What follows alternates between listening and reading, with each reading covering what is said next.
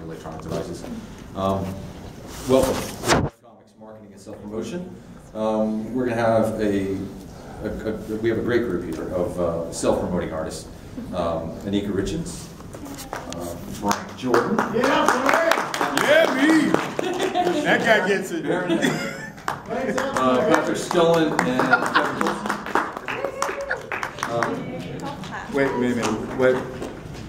What did the guy say back in there with the hat? What did you say, sir? He said you're having my baby. I am new to this information.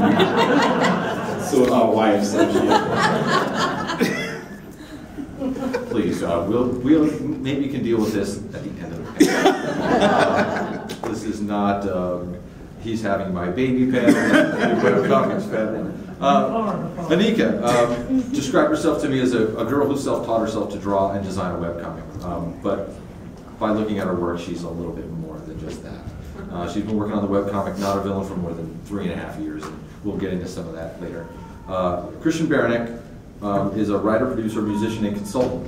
From 2000 to 2008, she co-ran Silent Devil with her family, and in 2008 signed a producer deal with Disney to launch comics. Which didn't happen because they bought Marvel and I was out of a job. Oh, and I missed that one. Apologies, that's the first check. In 2010, she helped launch the successful website, The Webcomic Factory, and currently is focusing on graphic novels. Right? Yeah, and validation comic. Webcomics too, but yes. That is a very succinct introduction. Thank you. You're welcome. Emma Lissick, graphic artist from Phoenix. More than 8 years of experience in illustration, layout design, web design, and new media. But she's also a traditional artist as well, who produces EM Squared, right? Yeah. It's I'm a cartoon. Yeah. And you will check it out, or you will pay the price. Frank Jordan. Me. And he's much more than a man who's been able to avoid spontaneously combusting in the Phoenix summers. And once you read Company Man, I think you'll understand what all that means. That's CompanyManComic.com. CompanyManComic.com. Kevin Colston broke into webcomic scene in 2009 with his pop culture parody comic Stale Bacon.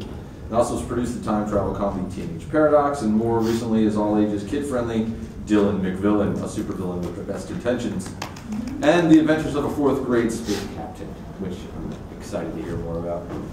And last but not least, Patrick Scullin created many artistic works, including Pandemonium, a steampunk adventure. Is also the driving force behind the webcomic Super Siblings.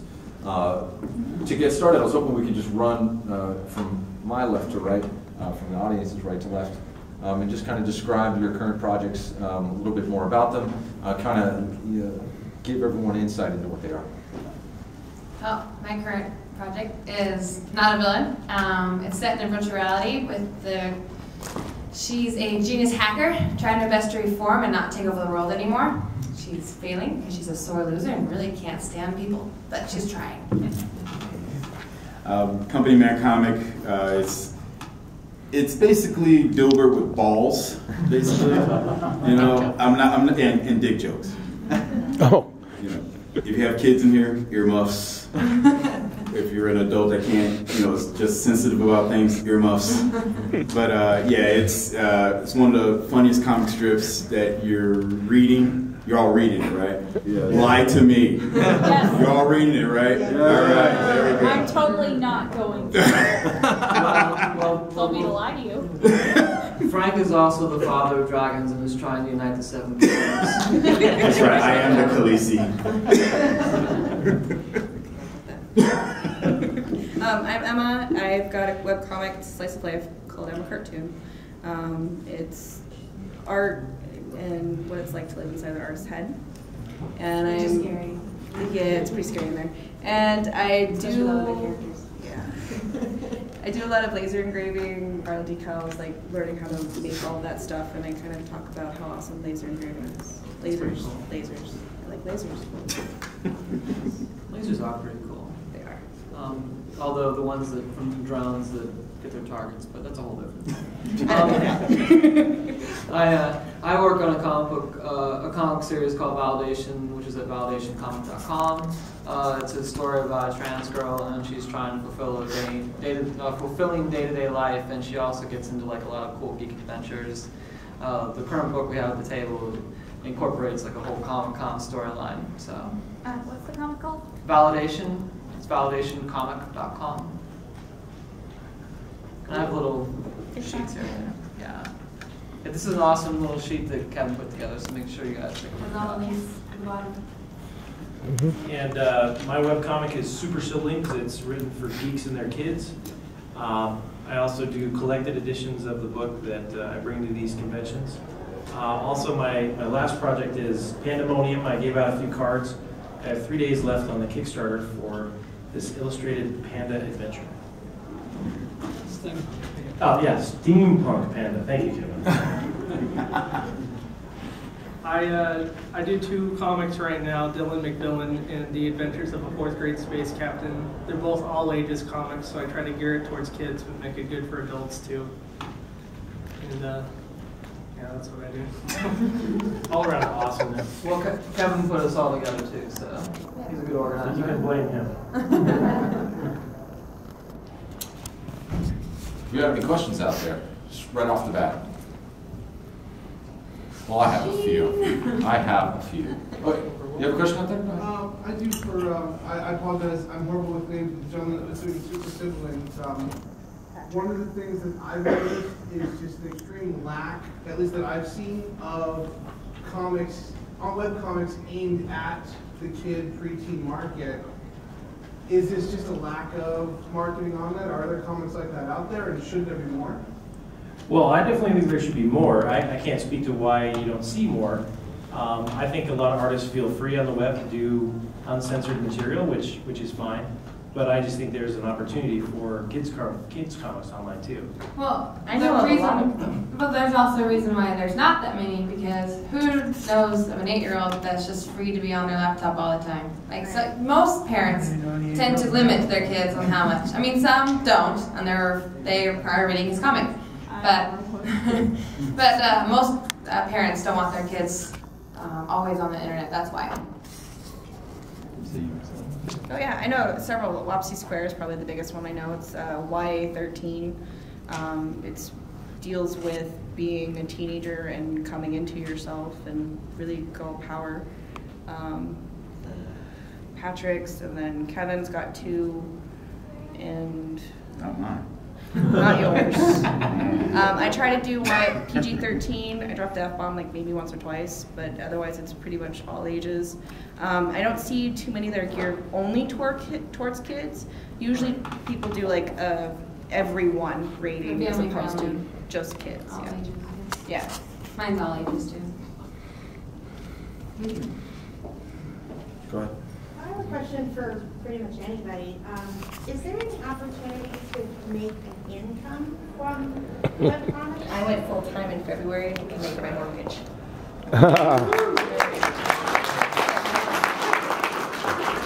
It's possible, but I don't know if we want to start talking about all the ways to make money. Day job. I think I was going to start off with the question is, Social if Security. anybody wants to volunteer, how much, there's 2 parts to this. The panel's about marketing and self-promotion, but at the same time you need something to market and self-promote. So where's the balance? Whoever wants to jump in, and how much time you spend creating, how much time do you spend doing those other things that you need to do in order to get eyeballs on your work? I spend more time creating than I do actually making the comic, which is why I'm 6 weeks behind for those of you who were here yesterday. There's so many places where you can go and make stuff. There's no reason you shouldn't be making merchandise. Merchandise is where the money is, especially for like books or buttons, and you want things that are more expensive. You also want things that are less expensive for the kids, especially for the kid-driven ones. So I can't stress merchandising enough. Redbubble.com or Society6.com is really good for making merchandise on demand. Yeah. Yeah. Now, when you talk about making merchandise, is it directly tied always into the webcomics that you're doing, or can they be additional? Well, whenever you do merchandise, you want to do it in a way that does tie into your story, and also it's in a way general that anyone can get it that doesn't know it. Because unless you're like Stephen King, someone, or Harry Potter, where everyone recognizes it really fast, no one's going to recognize it. Like if I have a character of mine and I put it on a poster and I try to sell it, no one's going to recognize it. They're going to walk right past it and don't care. But if I put a character who happens to be a dragon, now everyone's stopping going, oh cool, it's a dragon, even though it's an actual character of mine. Or I have a character like she has cat ears. I have a lot of people stop going, cat ears!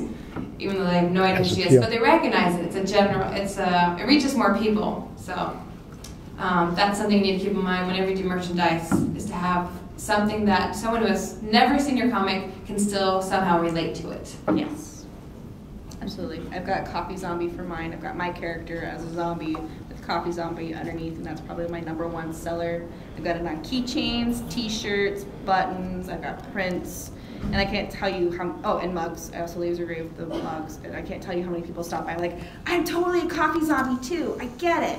So that's another way. So do you have a laser engraver? I do. And a 3D printer as well. Ooh. Oh. I'm getting one soon. I don't have anything. You have them as paint. Yeah, right. So I'm known for using like old methods of doing a comic strip. I do, but I don't sell anything. I'll sell a sketch card, at Free Comic Book Day. Yeah, Free Comic Book Day, I'm selling sketch cards. They didn't say Free Sketch Card Day. So I'll sell those. I did try to do like mugs and stuff, but everything came off the mugs, like really. It was terrible. You didn't laser engrave them? No, I did not. I do wholesale. There you go. I might be collaborating with them to do some laser engraved mugs there for with the Company Man guys on. And I was thinking about doing t-shirts. So would anybody be interested in a Company Man comic t-shirt? Yes. Totally. I don't see enough hands. Depends on the joke on it. All right. That's If it's just a person there now. Put what on? A lawnmower? For those of you who were not in yesterday's panel, You're welcome. there is I put something in my phone years ago. It was a lawnmower and a dildo, and I don't know why it's funny. And it's been in my phone for like, I don't know, years. And yeah, for some reason I'm going to make something funny out of it. I just have no idea. I haven't figured out the combination, but me and Chris, we were figuring out something yesterday that it might come to fruition. So you guys want to get that dildo lawnmower comic? Don't ask me why I know Soon. about that, but She'll be I to don't want blame. to know. I'll ask you later. Gas powered or electric? The dildo and the lawnmower. Yes. It's a steampunk dildo.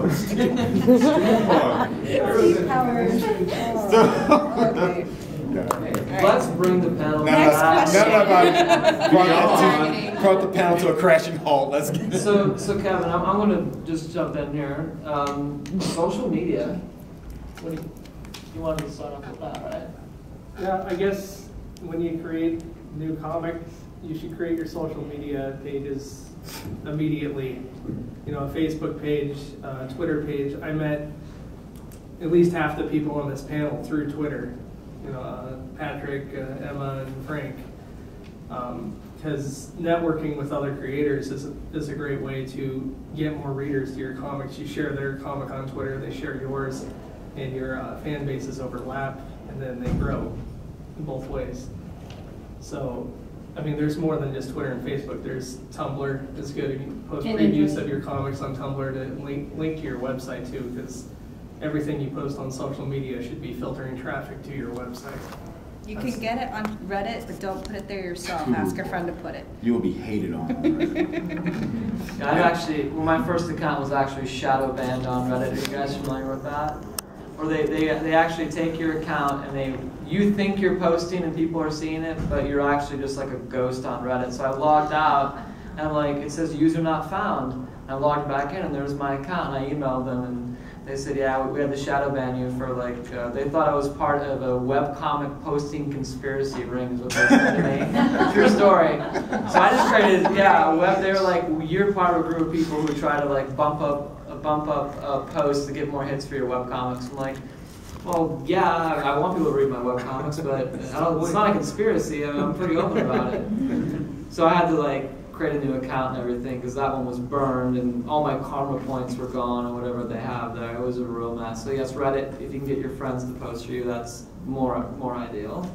Are you guys on Reddit? Do you know about that? I've heard Reddit sucks. Reddit. It depends. Reddit is better for jokes and one-offs. Like if you're a long story form, it's not going to work for you at all. Yeah. Not unless you have a joke on it that everyone can get. You know, It barely works for me. Yes. It's hard to work on Reddit.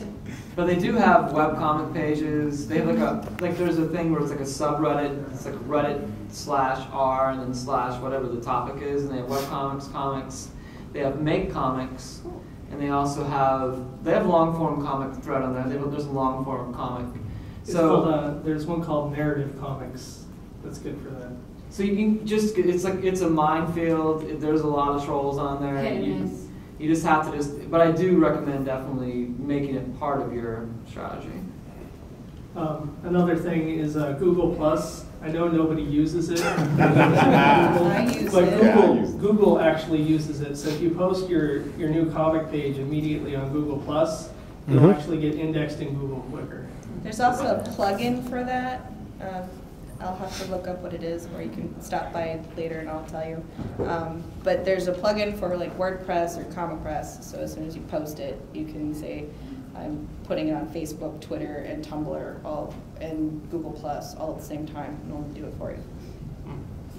I also do some form of guerrilla marketing. One day I was at a Smash Burger and they had all the Jerry Lewis telethon things on the windows. So what I decided to do was just put Company Man Comic on the back of all of those that was next to my window.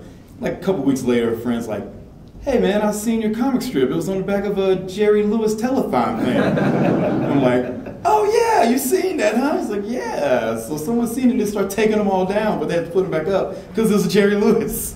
I'm just like, if I ever get like wealthy from webcomics, I'm gonna just put aside some money and send Frank to each city. Just a little backpack with like postcards and like markers and like a spray paint can. I'm like, do whatever you have to do to get the word out. Webcomic adventure, the equivalent of Banksy. Yeah, exactly.